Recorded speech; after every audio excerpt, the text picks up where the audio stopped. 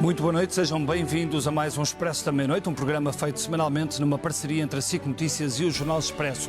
Numa semana marcada pelo Presidente da República, ao promulgar os 7 diplomas, especialmente o dos escalões do IRS, Marcelo Rebelo de Sousa não só impõe a negociação, como dá agora uma vitória ao PS, mas também o amarra.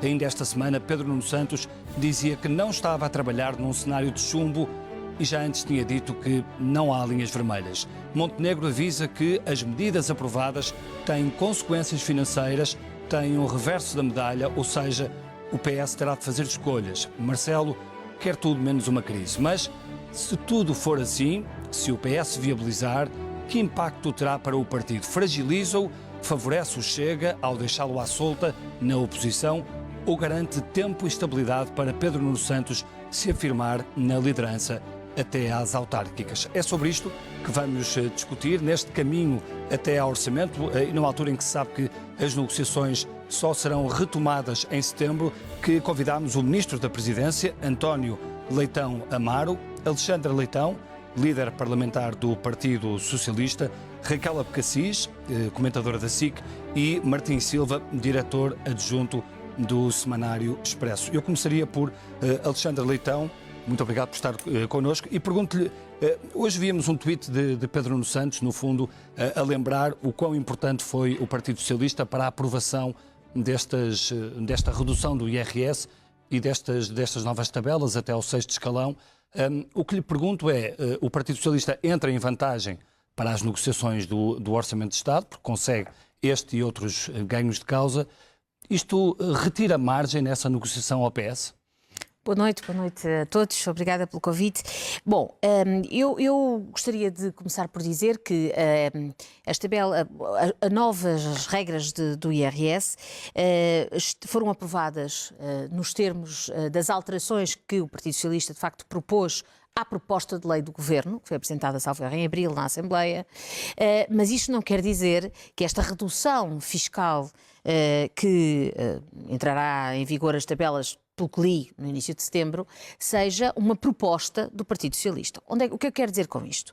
Algo que já sabemos, mas que se me pergunta, tenho que voltar a dizer. A distribuição diferente é uma proposta. É a distribuição diferente. Portanto, aqui uma coisa é a proposta de lei do Governo que deu a entrada, que tinha uma redução, um total de perda de receita fiscal sensivelmente igual àquela que efetivamente veio a ser aprovada, mas com uma distribuição diferente entre os diferentes escalões, que nós, Partido Socialista, consideramos que a proposta que nós fizemos, as alterações que nós propusemos à proposta de lei do Governo, eram mais justas e distribuíam mais equitativamente e não centrando as reduções nos 10% de pessoas que ganham mais.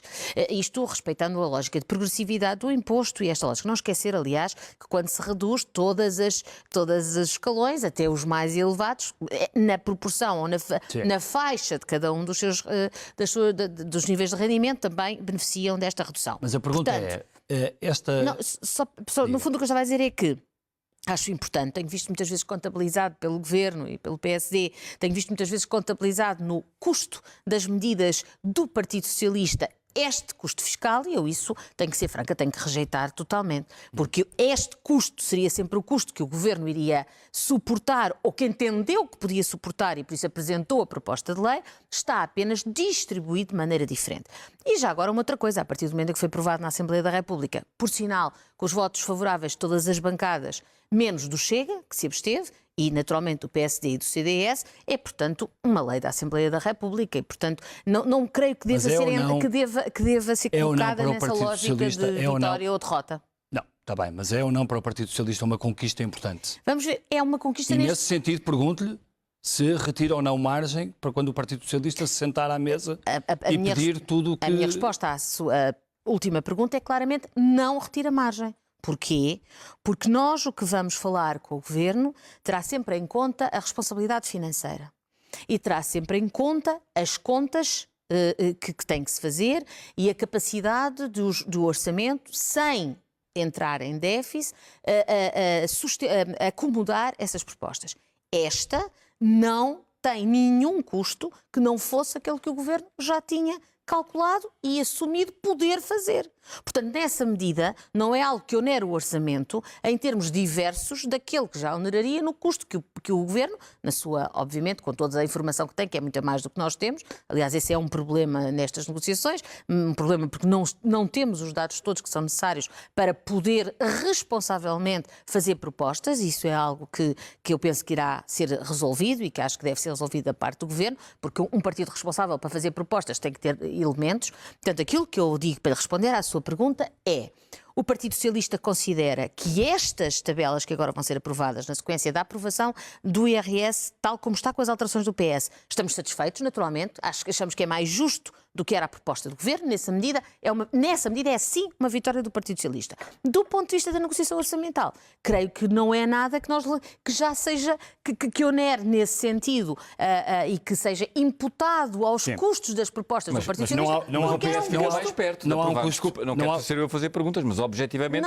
o PS fica mais perto. Sim, não há um custo fiscal, mas há um custo político para o Governo, porque vê alterado o espírito, pelo menos o espírito da proposta que tinha. Mas isso foi alterado com uma ampla margem de consenso na Assembleia da República, inclusive até com a Iniciativa Liberal.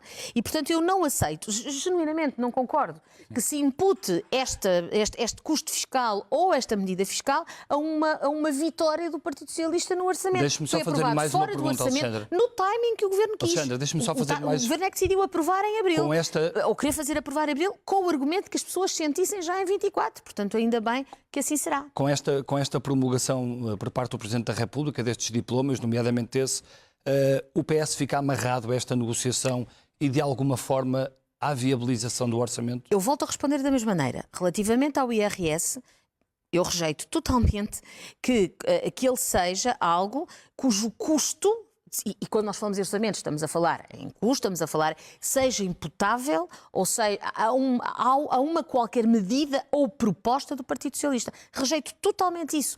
Funcionámos exclusivamente no timing do Governo, quando apresentou a sua proposta de lei. Nós é que introduzimos alterações à proposta de lei do Governo, mas a iniciativa foi do Governo, dentro da margem orçamental do Governo, que o Governo entendeu que tinha e que nós Está bem, mas conseguiram ver promulgada. Sim, mas então qualquer... essa e outras. E, portanto, o que lhe pergunto é se sente, tendo este ganho de causa, se sente que o PS terá de dar agora alguma coisa, terá de aceitar, pelo menos, a viabilização do orçamento. Eu não vejo assim. Qualquer uma das propostas, esta em especial, repito, não vou dizer outra vez, resulta de uma proposta de lei do Governo.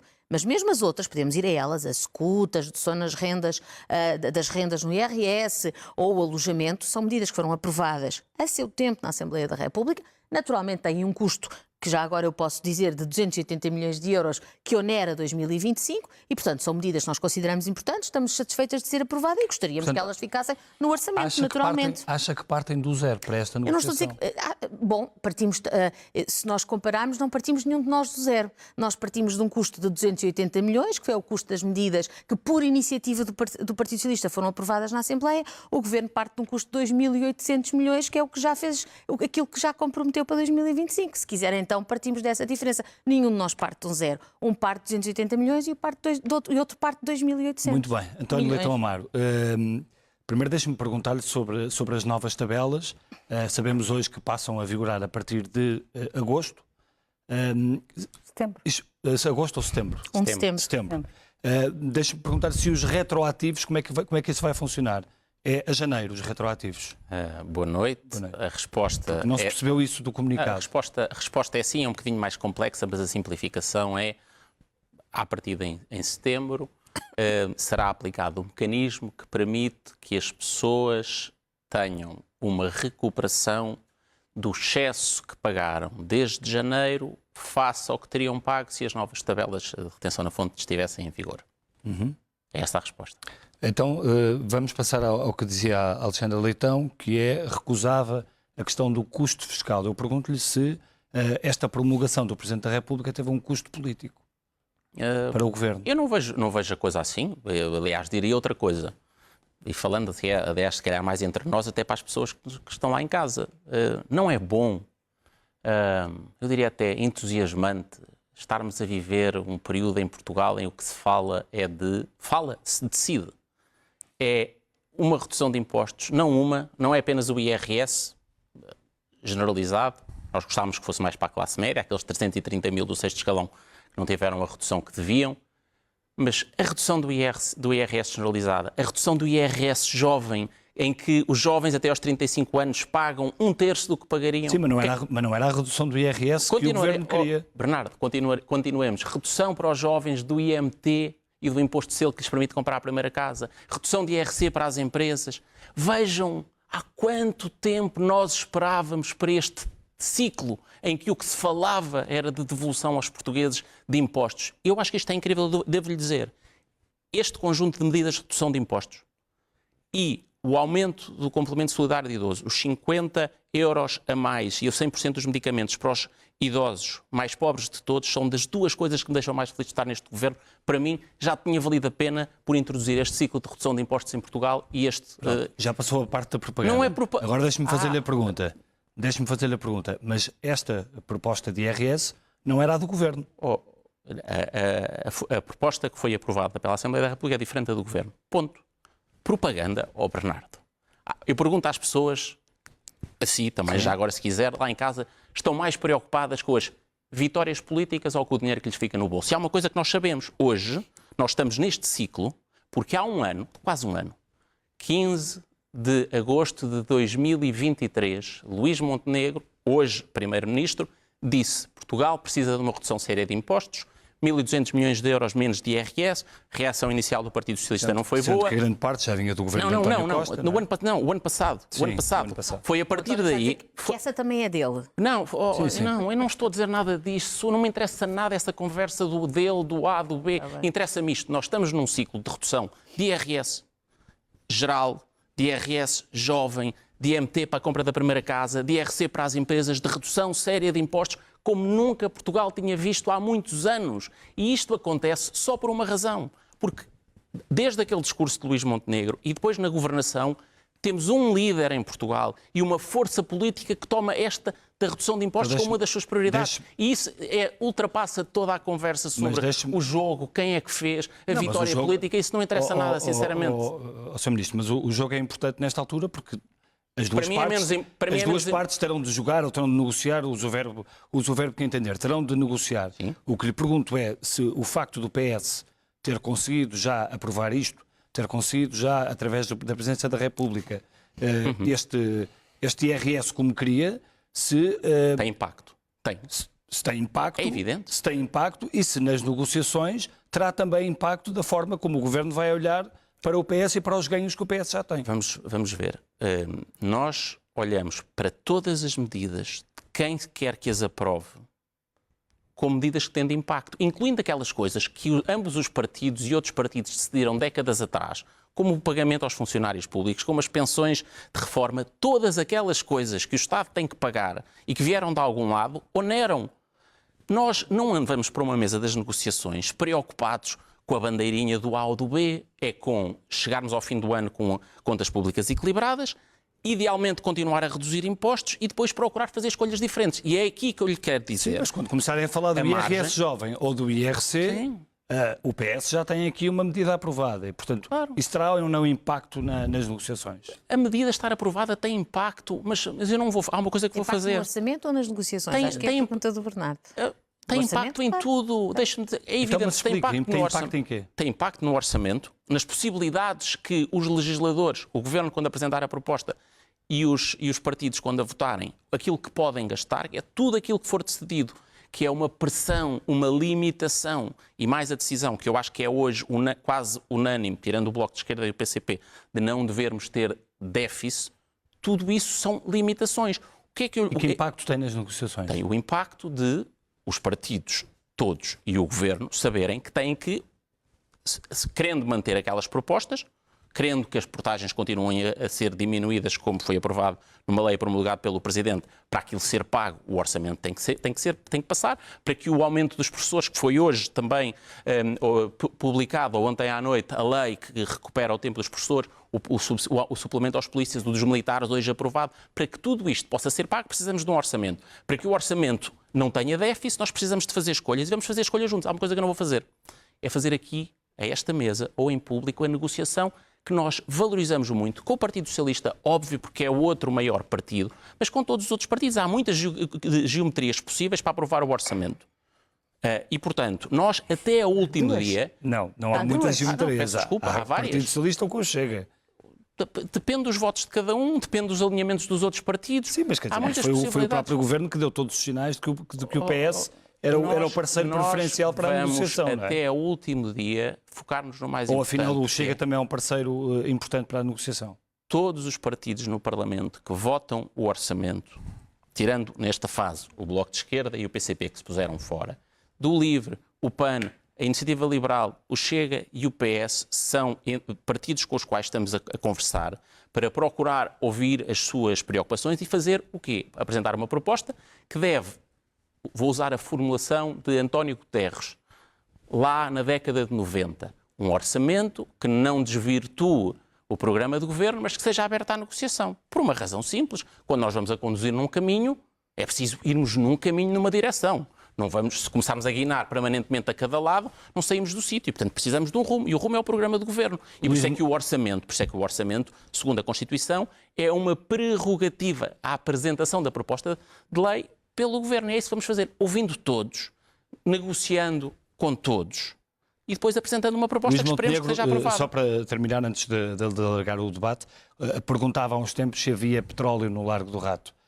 O que lhe pergunto é se acha que o PS está com essa atitude nesta negociação, ou pode estar? Eu respeito a posição negocial de todos os partidos. A última coisa que ia fazer para não prejudicar essa negociação era agora estar aqui, ainda por cima com o líder parlamentar, com quem já estive à mesa na semana passada, faz hoje uma semana, por quem tenho uma consideração muito grande. Tenho a certeza que vamos voltar a sentar-nos para discutir o orçamento e, por isso mesmo, não vou, no contexto dessa negociação e processo dessa negociação, estar a fazer considerações desse tipo. Só não se percebe o que é que o Governo acha em relação ao PS. Se o PS vai ter que se encolher, se vai ter que se encolher face ao que já conquistou ou não. Bernardo, é muito simples. Eu respeito tanto todos aqueles partidos que estão à mesa que não vou fazer a negociação com eles aqui. Muito bem. Raquel, sobre esta pergunta que eu fazia ao António Leitão Amar, achas que nesta dialética que terá de haver entre o Governo e o PS, há ganhos que o Partido Socialista já tem e que lhe retiram margem na negociação?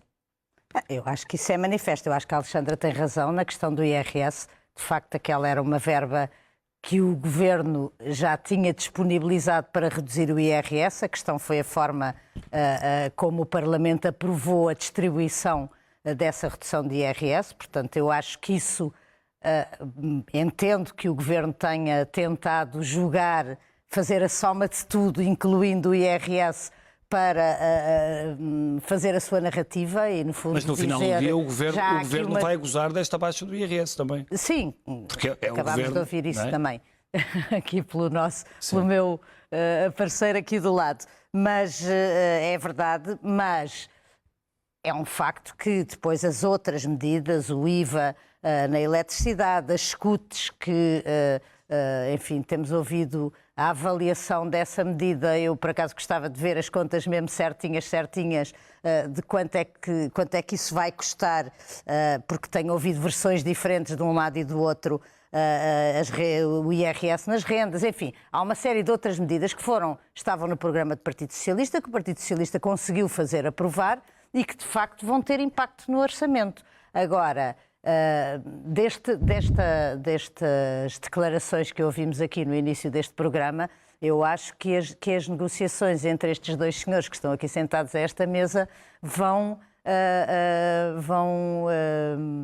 empancar em dois temas, que é o IRS jovem e o IRC, porque percebe-se que um governo que está em funções queira cumprir o seu programa e seguir um rumo, e o rumo desde o início que o Governo da AD estabeleceu tem que ver com medidas muito específicas para tentar reter os jovens em Portugal e com uma diminuição do IRC, que de resto não é nova, é um tema que vem de trás e em que os partidos que compõem a AD acreditam que é uma forma de dar um novo impulso à economia, e o Partido Socialista nesse aspecto tem opiniões diferentes, e eu acho que esse vai ser...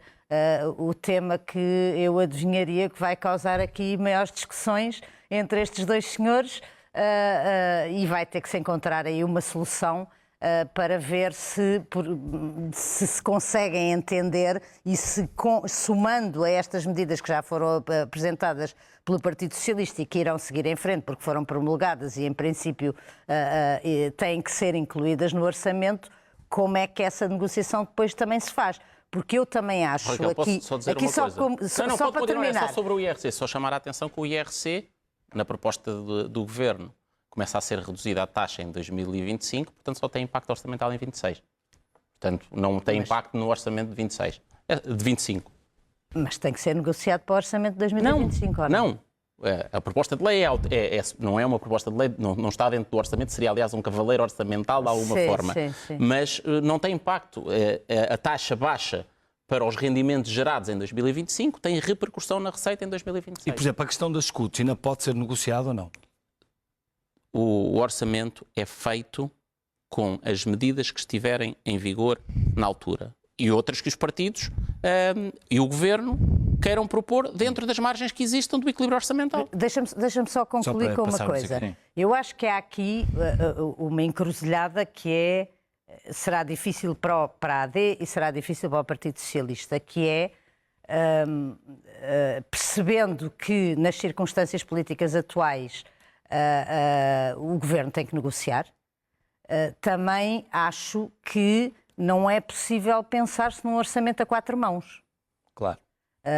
E, portanto, num orçamento que a gente não percebe bem se é do PS ou se é da AD, porque eu acho que isso não é bom para o país, independentemente das opções que se tenham. Acho que os dois partidos principais têm opções diferentes e acho que é importante que quem está no Governo respeite, enfim, se reflita num orçamento e na sua política a sua diferença, porque senão acho que isso deixa o eleitorado muito baralhado. Sim. Martim, esta semana ouvimos Pedro Nuno Santos a dizer que não estava a trabalhar num cenário de chumbo, portanto a pôr em cima da mesa a hipótese da viabilização. Se isso acontecer, tu achas que o Partido Socialista sai fragilizado? Porque há sempre a teoria de que o Chega fica sozinho na oposição e que o Partido Socialista fica, no fundo, corresponsabilizado por aquele orçamento e amarrado ao orçamento. Obrigado. Em particular, é um gosto de estar aqui quer com o António, quer com a Alexandra, além dos meus caríssimos colegas. Nós estamos muitas vezes, portanto. É verdade. Contigo até podia dizer o contrário, que estou sempre a ver. Mas há 2 pontos que eu queria dizer para chegar lá. Eu acho que num clima muitas vezes muito polarizado da política, e não é de todo em todo algo exclusivo de Portugal, quer dizer, pelo contrário, o que se tem sentido nos últimos meses, e eu concordo com o António, não pelo lado do chavão político, mas manifestamente os temas que estão a ser discutidos são temas que ajudam a uma certa baixa da temperatura da política, isto é, a um recentramento naquilo que eu chamaria, e para mim é bom, de uma espécie de acordo social-liberal, que é algo que vigora há décadas e que tende a ser muito fragmentado ao longo dos últimos anos. Portanto, isto é positivo quando se está a discutir medidas orçamentais, mesmo ao longo de meses. Eu acho, um bocadinho ao contrário, aliás, do que a Raquel achava, que é os políticos, genuinamente, e os que estão aqui connosco, eu acredito que quando propõem uma medida, o IRS ou o IRC, que estava ali o ministro entusiasmado a dizer, que muito, acreditam e genuinamente, ou Alexandra, com as medidas que propuseram, eu não duvido disso. Agora, quando um político nos diz que não está preocupado com os ganhos ou com as perdas políticas, o que eu digo é, não acredito no que está a ouvir. Claro que ele também está preocupado, não acredito, manifestamente. E porque é o ponto onde queria chegar em relação a Pedro Nuno Santos, mas também ao Governo, que é este orçamento, do meu ponto de vista, e eu hoje, ao contrário do que achava há 15 dias, em que até discordava de ti, quando no debate do Estado da Nação se começou a vislumbrar ali um caminho para o Orçamento do Estado, e eu na altura achei que os sinais ainda eram muito tenues, acho que as últimas semanas... Até porque o próprio Pedro Nuno Santos deu um sinal, mas, e esta questão falando do IRC... E da aprovação dos diplomas por Marcelo é muito importante. O que acontece é, este orçamento a ser aprovado ou rejeitado, e isto tanto serve para a oposição como para o Governo em aceitar que ele seja viabilizado, é política a decisão. Política a decisão. E é política a decisão de um dos lados, ou de cada um dos lados, incluindo Pedro Nuno Santos, de quem é que acha que quer ou não provocar ou admite uma crise política nesta altura. Eu acho, aliás, não tenho grandes dúvidas sobre isso, que todo o caminho político que o Governo tem feito ao longo destes meses é um caminho tendente, precisamente, a ver quando é que teria um ganho de causa que lhe permita, por exemplo, forçar a barra no Orçamento de Estado. E acho que nesta altura o que o Governo acha é que se calhar ainda não está na altura disso. Acho genuinamente, e acho que é legítimo pensar isto, porque a política... Mas esse exercício pode-se fazer também ao contrário. Não, se ao o contrário. Partido Socialista tem ou não, E por isso, neste momento, a percepção que pode entrar por esse caminho. A apreciação é exatamente a mesma, vendo de polos opostos. Isto é, eu acho que Pedro Nuno Santos, a situação de Pedro Nuno Santos é um bocadinho mais delicada do que a do Governo por uma única razão. Estamos no início do ciclo, a faca e o queijo estão sempre do lado... Tem a iniciativa, não é? Estão sempre do lado do Governo e, portanto, mesmo as autárquicas de que falávamos há pouco, são umas autárquicas em que, como a expectativa é muito alta para o Partido Socialista, porque tinha uma vantagem de 35 câmaras, que já não vai ter, que tem um número imenso de autarcas não sabemos, vamos lá ver. em fim de mandato, acho que é impossível. Tem muitos autarcas em fim de mandato, bastante mais do que... Sim, mas o PSD também tem o Chega no terreno, que também pode enfraquecer bastante. Ou seja, eu acho é que não é uma eleição em que a expectativa possa ser colocada muito alta. E, portanto, o problema, em boa verdade, e para responder diretamente à tua pergunta a propósito de Pedro Nuno Santos, é um dilema complexo em Portugal, no sistema político, para um líder da oposição. Se aprova o orçamento, terá uma parte do PS à perna. Se não aprova o orçamento, tem outra parte do PS à perna. Não tenho nenhuma dúvida sobre isso. E mais, Pedro Nuno Santos, se deixar o Governo, que eu até acho que, em boa verdade, é o melhor para o país, mas se deixar o Governo com o Orçamento de Estado para 2025, provavelmente a trajetória que nos diz é que a popularidade, o conjunto de medidas aplicadas, o fogo do Governo só vai aumentar no próximo ano e, desse ponto de vista, a margem política de Pedro Nuno Santos será cada vez mais reduzida. Mas isso é o que é. Há um ano a situação era má para Luís. E eu acho que as eleições Há um ano a situação era má para Luís Montenegro. podem mudar esse cenário. Todos nos lembramos do momento da abstenção violenta de António José Seguro. O momento era outro, claro. O país estava a atravessar uma crise. Mas na altura António José Seguro dizia que não concordava com o orçamento, que o orçamento tinha medidas muito graves, mas mesmo assim votou pela abstenção que chamou violenta. O PS, se fizer uma coisa semelhante, acha que fica fragilizado? O PS não fará uma coisa semelhante. Mas, antes de dizer porque é que não fará uma coisa semelhante, deixe-me dizer duas coisas. Não fará uma coisa semelhante? Já vou dizer. Abstenção, é uma abstenção violenta. Abstenção ou violenta? Portanto, é uma abstenção fofinha. É abstenção. Não, é que uma abstenção violenta foi uma forma de dizer, foi uma forma de abdicar, tanto quanto eu vejo, enfim, presumo que a pergunta era essa, de abdicando de influenciar o resultado da lei do orçamento, ainda assim viabilizá-la por circunstâncias externas à própria lei do orçamento. Claro. Certo? É isso, foi isso que quis dizer. Então eu, para ser clara... Posso lembrar, António José Seguro, na altura dizia que Portugal não podia seguir o caminho da Grécia e, para portanto... ser clara, a resposta que eu lhe dou é esta. Muito simplesmente, aqui estamos mais ou menos, é assim, vai-se fazer uma negociação, as negociações não se fazem na praça pública. Se o resultado dessa negociação for positivo, quando se diz positivo, é positivo tendo em conta o que ficará plasmado na proposta, viabilizamos. Se o resultado dessa negociação, da perspectiva do que fica na lei do orçamento, for negativo da nossa perspectiva, chumbamos. Tão simples ou tão complicado quanto isto, sem outras considerações eleitorais, porque isso uns acham que é melhor ir já a eleições, outros acham que é... Outros, estou a falar de comentadores, não estou a falar... Portanto, acho que não vale a pena entrar nessas considerações. Mas Alexandre Leitão é uma pessoa politicamente muito atenta e dirigente nacional. O que lhe pergunto é se acha que o Partido Socialista... O que lhe pergunto é se acha que o Partido Socialista estará em condições... Não, eu não estou... Se o Partido Socialista estará em condições para provocar uma crise e para ir a eleições antecipadas. E o que eu estou a dizer é que não é isso que vai ser tido em consideração. O que vai ser tido em consideração... Tudo isso é tido em consideração. O que vai ser tido essencialmente em consideração é... Nós vamos fazer uma negociação na qual entramos, e sei que é comum, empenhados e de boa fé. E há alguns aspectos que para nós são muito importantes, e aliás gostaria depois de dizer uma coisa sobre isso. Se o resultado dessa negociação, ainda que obviamente uma negociação... Enfim, nós em direito aprendemos uma boa negociação tem que ser um bocadinho má para ambas as partes, não é uma boa negociação, é alguém que cede, que capitula, não é? Portanto, uma negociação, um bom termo de uma negociação até extrajudicial é algo em que ambas as partes cedem um pouco e ambas as partes ganham Já começou por ser má para o Governo, portanto, não é? Vai voltar à história do IRS? Não, eu não vou voltar à história. Eu agora até lhe queria perguntar sobre o IRC. Já lá vamos. Portanto, só para concluir o que eu quis dizer com a abstenção violenta, não é nem violenta nem fofinha. É uma viabilização se o resultado da negociação for positivo e há um chumbo se o resultado da negociação não for positivo. Tão simples quanto isto. Vamos às medidas então. A redução de impostos, eu vou exatamente aí. IRC. A redução de impostos é uma coisa, tal colocada com aquele quase romantismo com que o António colocou.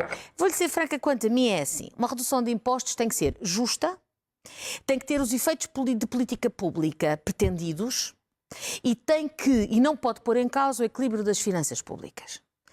E uma redução de impostos não é boa nem é má sem estas 3 condições serem analisadas. Repito, tem que ser justa e para ser justa tem que manter uma regra de progressividade que mais não seja porque o artigo 104 da Constituição impõe, mas não só por isso, é porque é justa. 2, tem que ter os efeitos de políticas públicas pretendidos. 3, não pode pôr em causa as finanças públicas. Mas admito que o Governo tenha outra opinião sobre a baixa do IRC. Não, eu não estou ainda a dar a minha opinião. Estou a dizer quais são os 3 pontos. Estou a tentar ser bastante analítica e menos...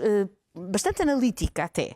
Portanto, tem que ter estes 3 pontos. E nós achamos, o Partido Socialista entende, que, pelo menos no estado atual, nem, tal como foi apresentada, nem a proposta de IRC, nem a proposta de IRS para pessoas de menos de 35 anos cumpre estes 3 requisitos. E se me der 2 minutos, muito sumariamente, digo porquê. Está a ver ali o nosso cronómetro. Mas não sei, mas confesso que nunca sei muito bem, não sei exatamente a que horas acaba.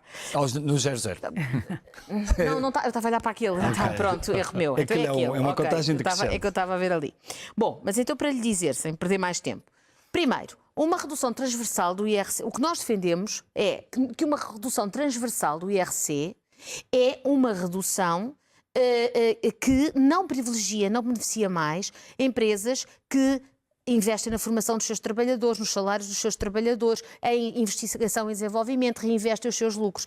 E mais, e se a redução é transversal, deixa de haver incentivo a tudo isso, porque quem pura e simplesmente distribui dividendos entre os seus sócios tem exatamente a mesma redução. Eu sei o argumento todo, 90% das empresas que pagam IRC são pequenas e médias empresas, pois, mas pagam 10% do IRC se nós olharmos para o montante. Isso os números, podemos aqui discutir os números em detalhe, mas isso então tínhamos de fazer um debate só sobre IRC. Mas isto para dizer, uma das razões pelas quais não concordamos. Por outro lado, em termos de políticas públicas, até, não sou economista, portanto vou ter cuidado nisto, mas o que já li e o que tenho ouvido, mesmo internacionalmente, a redução do IRC não tem sempre, do ponto de vista do dinamismo da economia, o efeito que muitas vezes tem sido dito aqui. Muitos, inclusivamente, outros aspectos, enfim, como a justiça fiscal e outros, acabam por ter impacto. Quanto ao IRS jovem, naqueles meus 3 critérios, o IRS jovem é a mesma coisa. O IRS para pessoas de menos de 35 anos é injusto, profundamente injusto, mas não acha que houve acaba com a progressividade totalmente do imposto. Não houve um caminho feito pelos governos de António Costa relativamente ao IRS? Houve, e portanto que chegamos a uma fase em que tem que se passar para uma nova etapa no que toca ao IRS e aos jovens. Por isso é que eu digo, as propostas tal como estão, quanto a mim, quanto a nós, não passam nestes 3 crivos. Não são justas, não terão o efeito de políticas públicas pretendidos e são, já agora, dizer uma coisa que eu acho importante. Só ouvirmos o António. Sim, eu sei, mas isto é mesmo importante, tem exatamente a ver com isto. O que foi apresentado não é o que aqui o António, eu acho que foi aqui uma afirmação, foi dito em primeira mão aqui no Expresso da Meia-Noite, que é esta ideia de que o IRC não se vai sentir, na verdade, nas empresas em 2025. Se olharmos para o programa eleitoral do Partido Socialista e do Partido Social Democrata e para o programa de governo, verifiquem que a tabela que lá está tem um custo de 500 milhões associado ao IRC em 2025. Pode não ser, eu estou-me a louvar na tabela que consta do programa de governo. Já agora, se a Raquel me permite, o Sr. Ministro das Infraestruturas disse, salvo erro anteontem no Parlamento, ou na quarta-feira, que o custo da SCUT custava 1.000 milhões em 10 anos.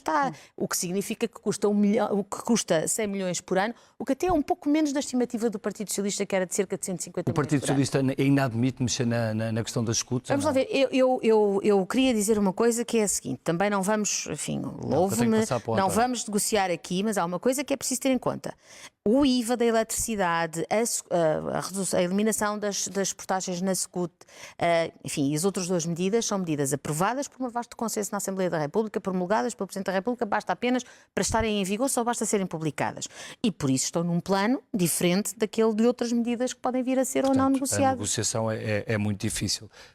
António, a Raquel dizia há pouco uma coisa que me parece importante, que é muito bem à negociação, mas há um orçamento que ainda tem de ter a marca do Governo. E, portanto, o que lhe pergunto é qual é que é a margem, qual é que é a flexibilidade que existe, nomeadamente para estas questões que a Alexandra estava a levantar, para o IRC e para o IRS jovem. A Raquel disse isso, usou uma expressão muito feliz, que é o orçamento não é feito a quatro mãos. Aliás, a proposta é feita pelo Governo, diz a Constituição. Claro. Eu usaria outra expressão. Eu gosto da definição de António Guterres de não deve desvirtuar o programa, que não deve desvirtuar o programa do Governo. E a ideia é basicamente esta. Vamos imaginar, o Governo está ao volante de um carro e diz, para chegarmos ao destino, que é termos o orçamento, precisamos de mais alguém no carro. E o partido que seja, que se senta ao nosso lado. Se a viagem é feita, agora nos primeiros 100 metros, vira para a direita, porque um partido que vai lá no banco de trás quer para a direita. Depois, a seguir no partido do banco do lado, quer virar para a esquerda. A seguir o do Governo diz vou em frente. A seguir para a direita, a seguir para a esquerda. E todo o caminho é isto, uma manta de retalhos, um orçamento parlamentarizado, não sai do sítio. E, portanto, ninguém no país, nestes vários anos, décadas de democracia, quando não houve maiorias absolutas, lhe passou pela cabeça que o orçamento é um orçamento feito a 4 mãos, a 230 mãos. Mas não foi essa mensagem que o Presidente da República passou com esta promulgação? De todo. Ou seja, que do Parlamento também podem sair aquilo que vocês dizem que é governar a partir do Parlamento. O que o Presidente disse foi, promulgou, agora todos os atores políticos sabem que têm que contar com isto no orçamento. Claro, exatamente. É isso mesmo. Tudo isto são pressões que retiram margem a mais escolhas livres. Pronto. Quer o que já está aprovado, quer o que está em discussão e provavelmente será aprovado até ao início da aprovação do Parlamento. Pronto. E, portanto... Mas admitem ou não admitem mexer no IRC e no IRS jovem? Primeiro, a resposta sobre o IRC foi dada pelo Primeiro-Ministro no debate quinzenal, creio eu, ou do Estado da Nação, como qualquer outra medida para um governo que não tem maioria absoluta, e mesmo assim deveria negociar, vive com um Parlamento democrático e plural e, portanto, deve negociar as suas medidas. Ponto. Isso, claro que sim. Coisa diferente é saber se a configuração do IRC tem necessidade de ter um impacto de fazer nessa conta do orçamento.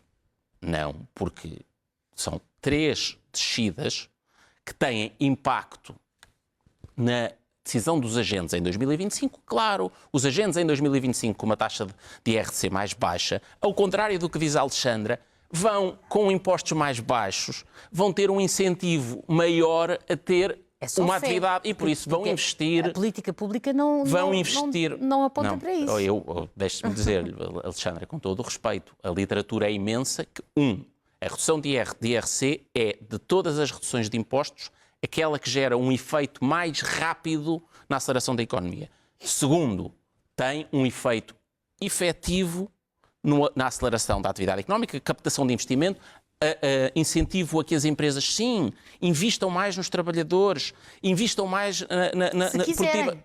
Porque do ponto de vista fiscal não tem nenhuma vantagem de fazer isso. Alexandra, é verdade ou mentira o que estou a dizer, António? Alexandra, errado, isso é completamente errado. Uma empresa que, tal como um trabalhador, que se pensar assim, se eu trabalhar mais 1 hora, não estou obrigado, mas se trabalhar mais 1 hora, eu vou pagar menos impostos por essa hora adicional. Ou, se investir mais e tiver com isso mais lucro, porque a minha atividade é mais competitiva e mais produtiva. Eu não tenho nenhuma vantagem em pagar mais aos meus trabalhadores em vez de distribuir dividendos. Não tenho nenhuma vantagem. Desculpe, isso é errado, Alexandra. Claro que tem. É uma questão transversal. Alexandra, quais é que são as empresas em Portugal que pagam impostos, que pagam salários mais elevados?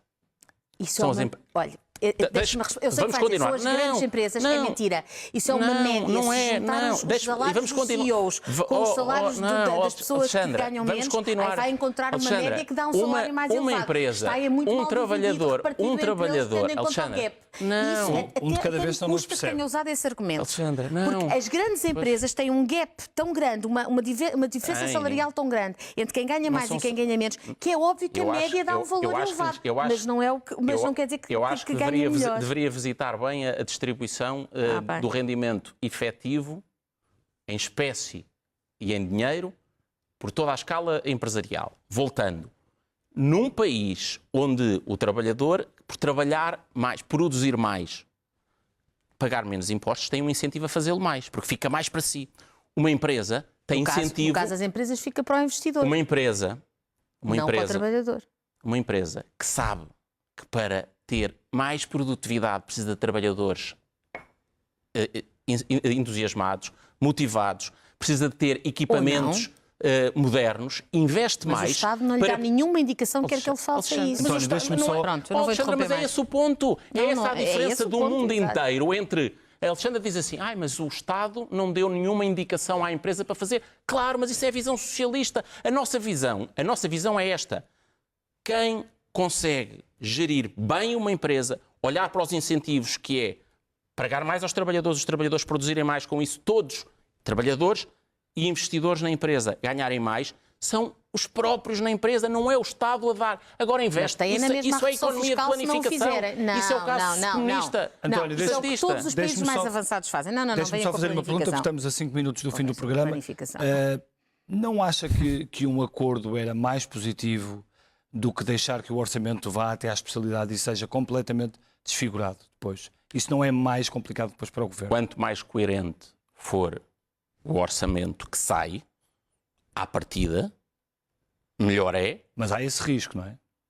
Há sempre o risco numa democracia parlamentar, onde não há maioria de uma força política, claro que há. E é por causa disso que nós, em julho ainda, longe da apresentação da proposta, quando ainda nós estamos a discutir as nossas opções internas, já nesta fase chamámos os partidos e ouvimos os seus contributos. António, mas o António já citou aqui várias vezes esta noite o engenheiro Guterres. O engenheiro Guterres negociou muitos orçamentos e não era assim que se negociava os orçamentos. E tinha Desculpe 4 dizer, deputados a a questão- menos, não é, precisava de o que eu estou a querer 36. dizer é Era no quando- quarto hotel. quando se quer verdadeiramente aprovar um Precisava de orçamento, 4 quando se quer deputados, não verdadeiramente precisava fazer uma de negociação, 36. não me parece que seja o método, e vamos estar aqui até novembro. Não, Mas que estás a dizer a negociação em público, a Não, negociação com a hora marcada. Opa, eu acho, e estou francamente convicto, que a negociação política de um orçamento entre o governo e a oposição não é muito diferente de qualquer outro tipo de negociação, uma questão de nós não escala. sabemos se Eu não há uma sento-me negociação com outra pessoa, Mas nós tenho não isto, sabemos vocês se não têm há uma- isto. O que é que é? Nós não sabemos se não há uma negociação. Talvez o Martim se esteja a atrever a imaginar situações que não são nem na altura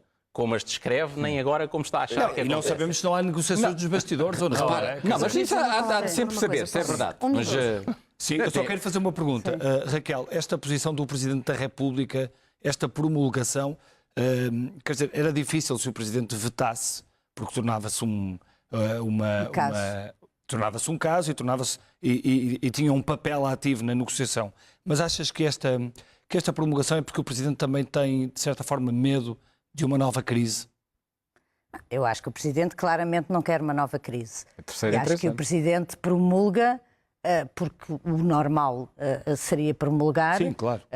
tendo as leis sido aprovadas no Parlamento e não havendo dúvidas constitucionais, mas também, e ele fez questão de fazer notar isso e todos os dias o tem dito, porque isto facilita as negociações do orçamento. Deixa-me só dizer uma coisa, só mesmo para terminar, que é o mesmo a seguinte. acabar. Nós temos aqui falado dos tempos do engenheiro Guterres, etc, mas nós temos uma configuração no Parlamento neste momento que nunca existiu em 50 anos de democracia. A diferença para o Engenheiro Guterres é que agora há 50 E deputados no Chega. eu acho que era importante que os E ele tinha uma maioria maior. Não, claro. Não, pronto. E eu acho que era importante, e acho que é importante nesta fase, que os dois... Eu acho que o recado que o eleitorado deu ao sistema político foi dizer aos dois partidos que ao longo destes 50 anos têm alternado na governação do país, que ainda confiavam neles. Mas com dúvidas. E, portanto, nós temos uma situação muito equilibrada e temos um grande desequilibrador no Parlamento que eu acho que coloca, e é o elefante na sala, não falámos disso aqui hoje, mas acho que a grande questão é que ninguém confia no grande desequilibrador que, entretanto, entrou no Parlamento. O Governo não pôs e, nenhum dos portanto, eu acho parceiros que o de parte. grande desafio que o eleitorado depois, ao qual o eleitorado depois irá dar uma resposta dependendo daquilo que vai acontecer, é se estes dois partidos em que apesar de tudo o eleitorado confiou mais uma vez, de forma mais frágil, mas confiou, conseguem aqui ter o país em primeiro lugar e ter... E pôr o elefante no quarto, esconder o elefante no quarto, basicamente é isso. E deixar desinsuflar o elefante, ou o que seja. Não, é tirá-lo da sala. Eu acho que isso é um grande desafio. Portanto, eu acho que não há comparação possível nestes 50 anos com aquilo que está a acontecer já neste a queimar momento. o nosso tempo. Alexandra, queria dizer uma coisa final. Queria dizer uma coisa a propósito de uma coisa que o António disse duas vezes sobre a proposta a apresentação da proposta de orçamento é obviamente uma reserva do Governo e a proposta da aprovação do orçamento é obviamente uma reserva da Assembleia da República. Isso. E é por isso que essa imagem do carro desgovernado ou do carro que tinha que ir para um lado ou para o outro é uma imagem que, tendo em conta quem precisa de aprovar o orçamento e a maioria que é precisa para aprovar o orçamento na Assembleia da República, é uma imagem que não revela grande abertura para as negociações. Claro que há, Só uma pergunta. O facto de Pedro Nuno Santos dizer que não está a trabalhar num cenário de chumbo é um sinal que o Governo leva em boa conta. Se à partida estivéssemos a trabalhar num cenário E saúda, de já chumbo, agora. não nos sentávamos a negociar. Portanto, volto ao início. As negociações correm bem, viabilizamos, não correm bem, chumbamos. Uma coisa é certa, os 3 mil milhões de euros de anúncios que já fizeram para 2025 não facilitam as negociações. Há folga. Aparentemente não, por causa da questão do IRC já não são 3 mil milhões. O que se percebe é Tem que que tirar a esses milhões. Tem que tirar a esses milhões. As contas, António, mas ao contrário do discurso que havia da parte do Joaquim Miranda Sarmento quando tomaram posse, que as contas que o PS deixava afinal não eram tão boas, percebe-se que afinal há folga, porque Sim, todos os há dias muitas há medidas, anúncios, ainda todos hoje. os dias. Ainda hoje, Todos quer os dizer, não dias há só um as novo novas anúncio, tabelas. sempre As nas novas centenas tabelas de são um milhões. sinal de que há folga, não é? Este ano. Sim, claro. Sim, mas este ano era As suposto medidas haver hoje para a excedente, defesa. não era? Sim, Podemos só está bem, dizer, mas Por isso é que tem interesse em aprovar as tabelas também. Gastam em 2024 em vez de gastar em Primeira 2025. coisa, eu nem vou Claro. comentar aquele exercício de ontem. nós já passámos o tempo. Porque aquilo está com tanta incorreção que a melhor maneira de Mas tratar das contas, da resposta... Era termos Já não temos acesso tempo para debate ao, agora. ao A quadro melhor maneira plurianual de é despesa. tratarmos exatamente como combinámos a última vez que estivemos à mesa, em negociações e em interação entre o Governo e cada um dos partidos. Segundo, há uma situação que, tendo crescimento da economia, acomoda um conjunto de medidas até um certo limite. E é com isso que vamos Mas lidar. afinal o cenário que encontraram era melhor do que aquele que esperavam. Não, Ou do que disseram. Não, é pior do que aquele que era dito, mas permite contas saudáveis. Nós temos dito isso sempre, equilibradas. Vamos então Todas as passar medidas à têm primeira página consequências do para o Expresso. orçamento, Muito obrigado não a só todos. as aprovadas E na pelo manchete princípio do PS. Expresso o que temos é que novas regras atrasam contratação de médicos. Especialistas formados em março não serão colocados antes do fim do verão. Só 13 das 39 ULS abriram concurso. Entretanto, já hoje a Ministra da Saúde falou sobre este assunto. Ao lado, o número de crianças sobe. Não acontecia há 20 anos. Há mais 3 mil crianças até aos 14 anos a viver em Portugal. É o maior aumento desde a vaga de retornados de 1977. Sem dúvida, uma boa notícia. E também na primeira página, as fotografias dos Jogos Olímpicos que começaram hoje em Paris, numa cerimónia espetacular que não sei se já terá terminado, mas que durou grande parte do final da tarde e princípio da noite. E depois, aqui embaixo, mais de 100 presidentes de Câmara obrigados a deixar lugar, e isto também no que toca à questão das autárquicas, que também hoje falamos ao de leve aqui neste Expresso da Meia-Noite. O programa fica por aqui, nós voltamos na próxima semana. Tenha um ótimo fim de semana e uma excelente semana.